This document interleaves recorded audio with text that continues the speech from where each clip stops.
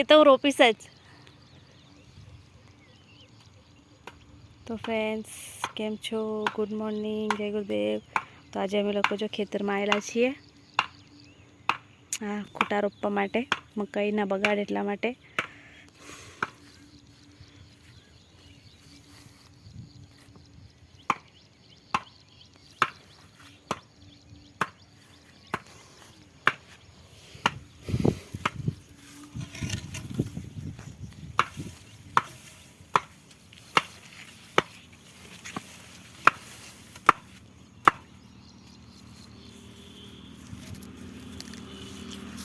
કઈ આપું?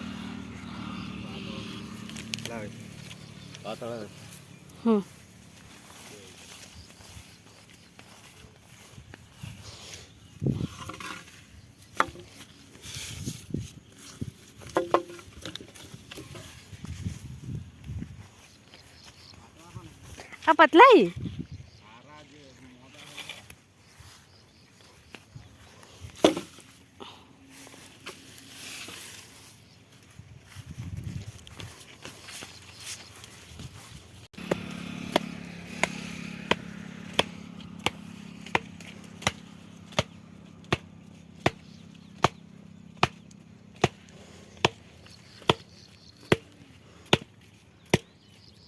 શકો છો. અમારી મકાઈ આટલી મોટી થઈ ગયેલી છે અને આ ડાંગર એ બી પણ બહુ સરસ થઈ ગયેલી છે. આ બીજા લોકોની હજુ આ કાલે જ રોપણી થયેલી છે એટલે હજુ દરું જોઈએ એવો ચોટ્યો નહીં.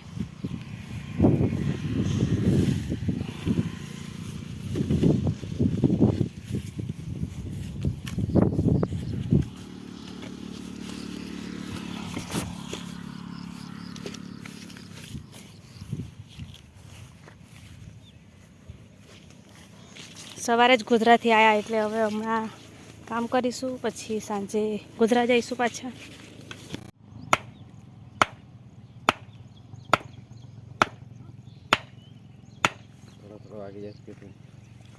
કોને મને એમાં જોડે લાકડું છે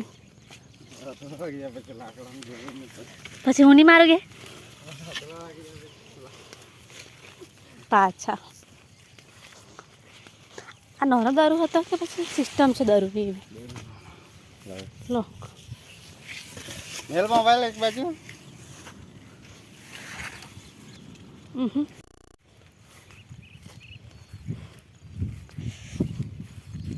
તો ફ્રેન્ડ્સ તમે જોઈ શકો છો આ અમારી ડાંગર છે. આ સ્ટાર્ટિંગમાં જ રોપણી થઈ ગઈ હતી એટલે ખૂબ સરસ થઈ ગયેલી છે. હવે એમાં ખાતર નાખવાનું છે. આ બીજો ચાયડો છે એમાં પણ ડાંગર થઈ ગયેલી છે સરસ.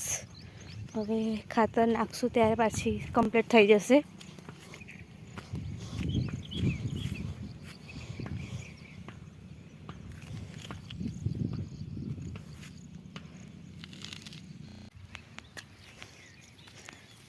તો ફ્રેન્ડ્સ 10 દિવસ પછી ઘરે આવેલા છીએ એટલે બધું કામ પડેલું જ છે.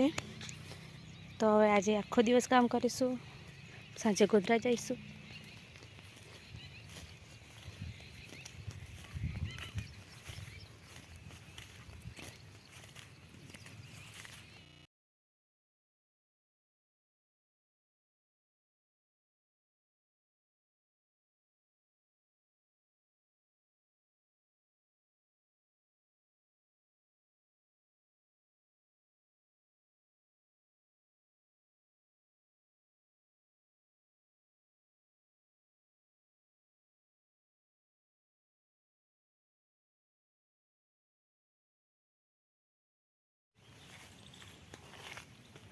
તો પ્લીઝ ગાઈસ અમારી ચેનલને લાઈક, શેર અને સબસ્ક્રાઈબ કરી દેજો. તમારા લોકોનો સપોર્ટ હશે તો જ અમારી ચેનલ આગળ વધી શકશે. એટલે પ્લીઝ લાઈક અને શેર કરી આપજો અમારી ચેનલને.